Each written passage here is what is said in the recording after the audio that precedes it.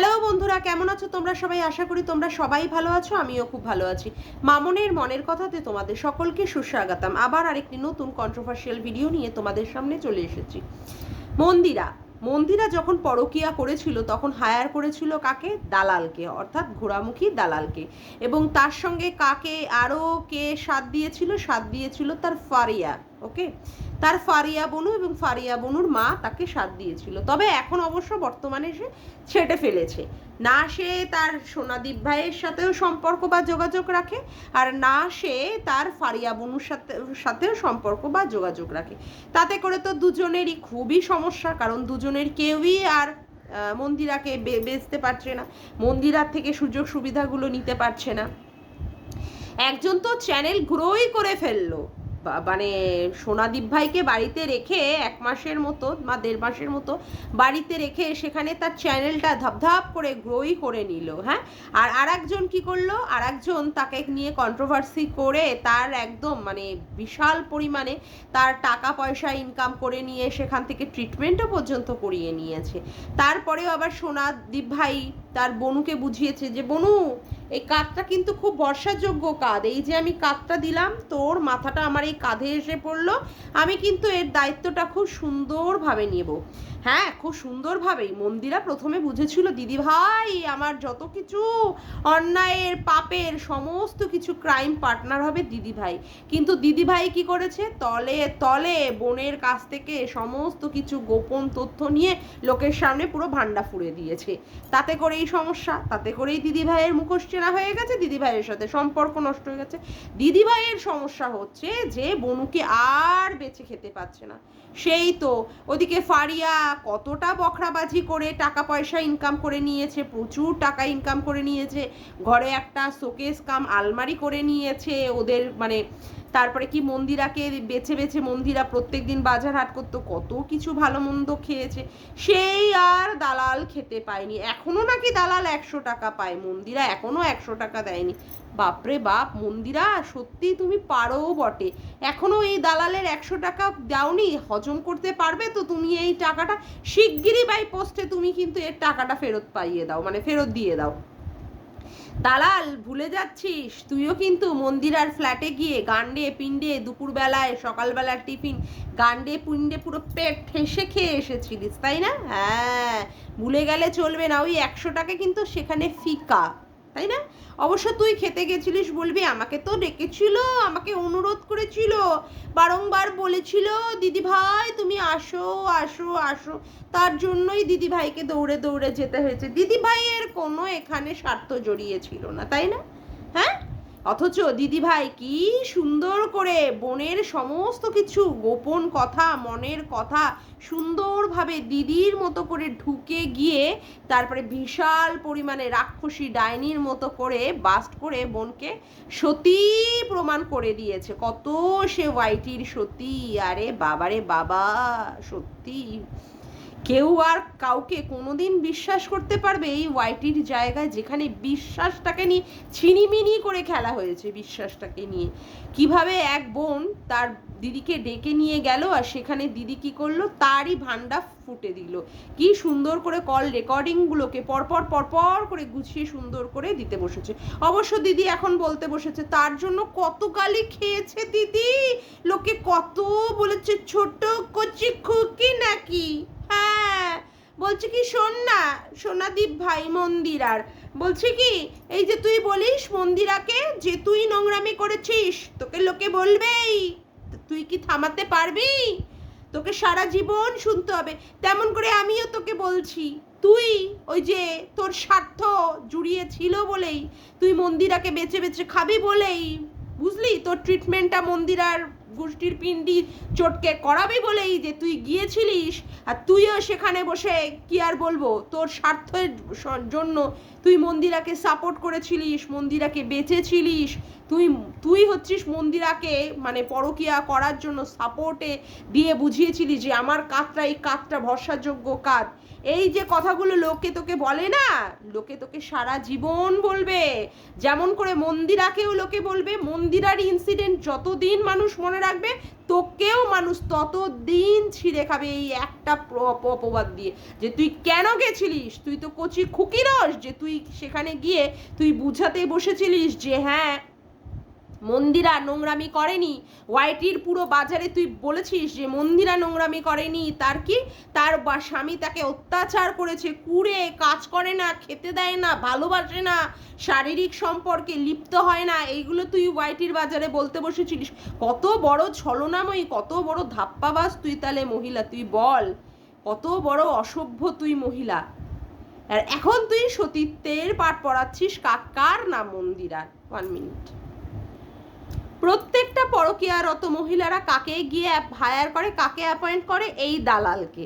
বুঝে বুঝেই মানুষের কাছে, যে এত ওয়াইটিতে কন্ট্রোভার্সি ক্রিয়েটার থাকতেও সেখানে কাউকে দালাল মানে হায়ার করতে হয় না, একমাত্র এই মানে ঘোড়ামুখীকেই হায়ার করতে হয়। কারণ ঘোড়ামুখী তো এরই পরকীয়াকেই প্রমোট করে, পরকীয়াকে লোকের মার্কেটে ওয়াইটির বাজারে এমনভাবে দেখায় যে সে পরকীয়া করছে না, সে পরকীয়া করছে না, সে ডোমেস্টিক ভায়োলেন্সের শিকার হয়েছে, তাই না? ওই সমস্ত এখন যেমন আরেকজনেরটা বুঝিয়েছে, ছোট্ট বাচ্চা মেয়ের অন্যায় সেটাকে ক্ষমা করে দেওয়া যেত, দিনের পর দিন নোংরামি করেই যাচ্ছে, অথচ নাকি তার ক্ষমা করে দেবে। স্বামী থাকতেও, সন্তান থাকতেও, সন্তান হয়ে যাওয়ার পরেও যে মহিলা, যে মা আবার অন্য পুরুষের দিকে নজরে আকৃষ্ট হতে পারে, সেখানে সেই সমস্ত মহিলাদের কোনো রকমের অন্যায়ের কোনো বিচার না হোক, কোনো শাস্তি না হোক, অথচ তার শাস্তি কে পাবে? তার স্বামীরা, যারা কিনা কোনো রকমের পরকীয়ার সঙ্গে যুক্ত হয় না। বাপরে বাপ, এরা আবার বিচার করতে বসে, এদের বিচার বিষয় মানে কত, মানে বিচারের লেভেলটা আমি শুধু ভাবি, বিচারের লেভেলটা। আচ্ছা, এবার আসি ফারিয়া তোমার কাছে। আরে বাবা, সত্যি ফারিয়া কি ব্যাপার, কোনো গোপন আরো কিছু আছে নাকি, যেটা সোনাদীপ ভাই যদি বাস্ট করে বলে দিয়ে দেয় এই ওয়াইটির মার্কেটে, কন্ট্রোভার্সি মার্কেটে, তাহলে পুরো ভান্ডা ফুটে যাবে? হ্যাঁ, ভালোই তো বকরাবাজিতে ভালোই তো তুলেছো বাবা, অসুবিধা কোথায়? রাত্রে ফোনে ক্রিং ক্রিং ক্রিং ক্রিং দিদির সঙ্গে সেটিং করে আবার ওয়াইটির বাজারে ফোন মানে ভিডিও করে বোঝাচ্ছ যে তুমি হচ্ছ একদম ক্লিন চিট, তোমার কোনো অন্যায় ছিল না, কোনো অপরাধ ছিল না, তাই নাকি? তাই নাকি বাবা? এরা আবার কি করে, রাতের বেলায় ফোনাফুনি করে সকালবেলায় ভিডিও করতে বসে। এরা কেউ কাউকে চেনে না, কেউ কাউকে জানে না, কেউ কারোর সাথে সম্পর্ক নেই, কেউ কোনো অন্যায়ের ক্রাইমের সাথে যুক্ত নেই, এইভাবে মানুষদেরকে বোকা বানায়। ভাগ্যিস দালাল ঘোড়ামুখী বলে দিয়েছিল যে এই ফারিয়া তাকে ফোন করেছিল, এবং ফোন করে তার সাথে একটা সেটিং হয়ে যাওয়ার পরেও আবার ফারিয়া কি করতে বসেছে, আবার ভিডিও করতে বসেছে। ওফ বাবা, সত্যি বলছি কি ফারিয়া, তুমি ওই হুলকে নিয়ে অন্য কারোর বাড়িতে নিয়ে গিয়ে সেখানে সঙ্গম করাওনি? তুমি কিছুই জানো না, না তুমি ন্যাকাচ্ছু, হ্যাঁ তুমি হচ্ছে ন্যাকাচ্ছু আর বোকাচ্ছু। হ্যাঁ, বয়সটা তো মেঘে মেঘে কম হলো না, হ্যাঁ বিয়ে না হতে পারে, কিন্তু তুমি তার থেকে ভীষণ পিছন পাকা মেয়ে, সে তোমার অ্যাটিটিউড দেখলেই বোঝা যায়। আর বাবা, তোমার মাটা তো একটা ঝগড়াটি নাম্বার 1 আর একটা বাচাল নাম্বার 1। কি বাপরে বাপ, ক্যামেরায় আসলেই বক বক শুরু করে, আর ঝগড়া কাকে বলে, মুখের অ্যাটিটিউড কি নিয়ে বসে। যাই হোক, সেইগুলো পরের কথা।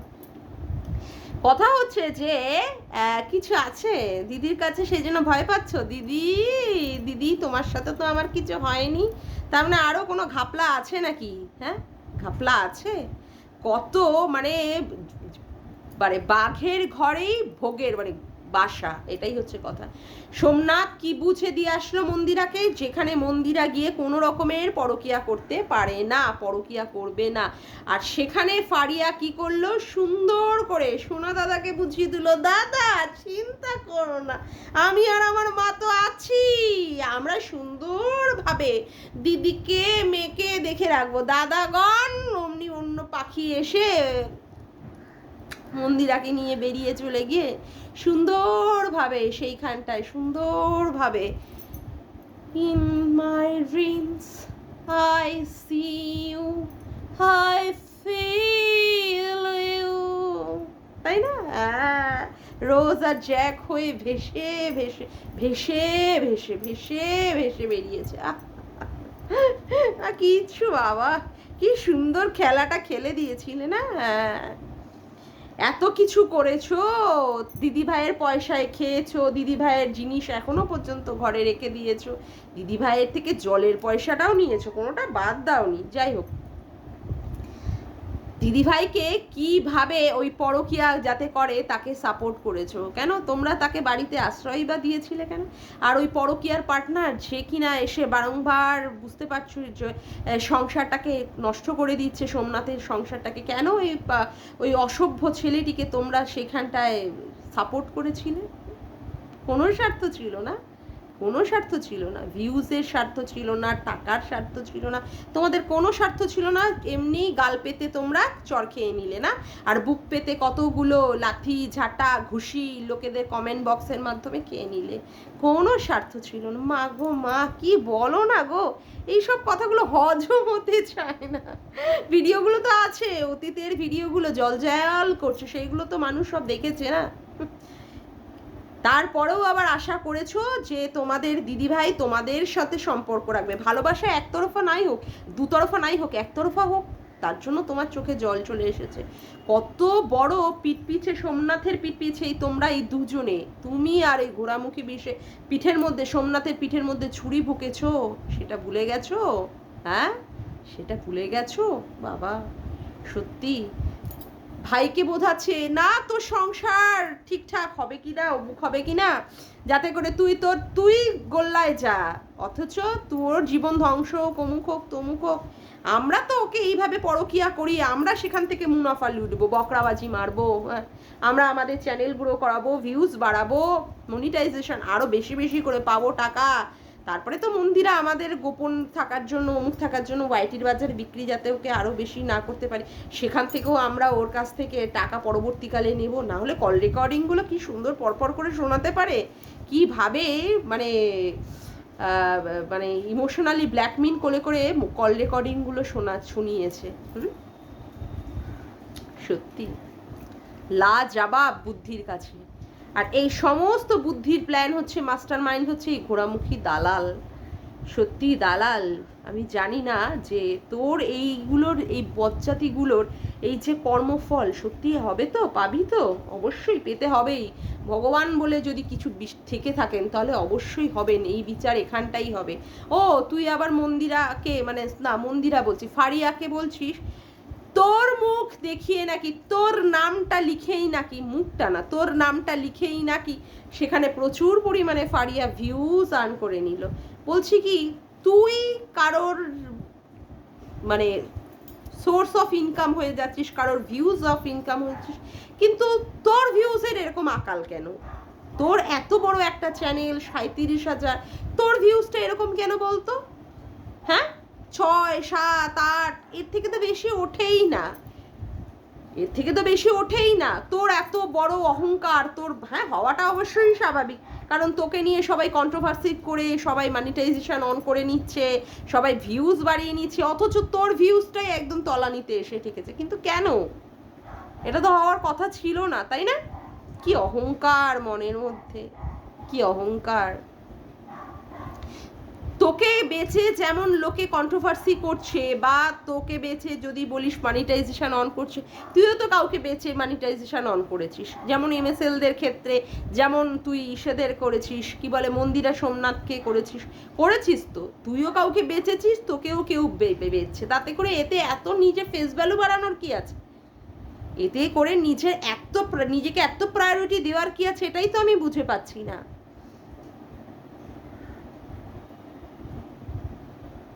কত অহংকার তোর মনের মধ্যে, অথচ তোর ভিউজই নেই।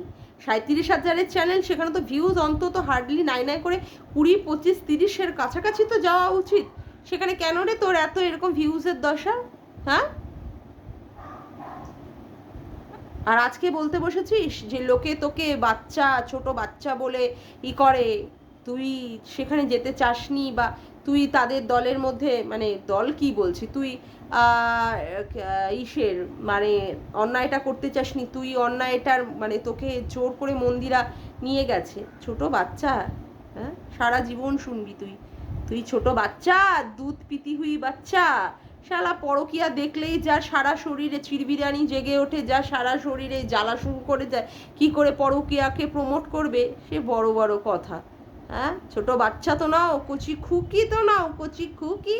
হ্যাঁ, গেছিলে কেন? তারপরেও আবার ওয়াইটির বাজারে আবার পরকিয়া হয়েছে, সেখানে সেই পরকিয়ারত মেয়েটি আবার এসে তোমাকে কমেন্ট করেছো, তুমি সেই কমেন্টটাকে পিন করে দিয়েছো।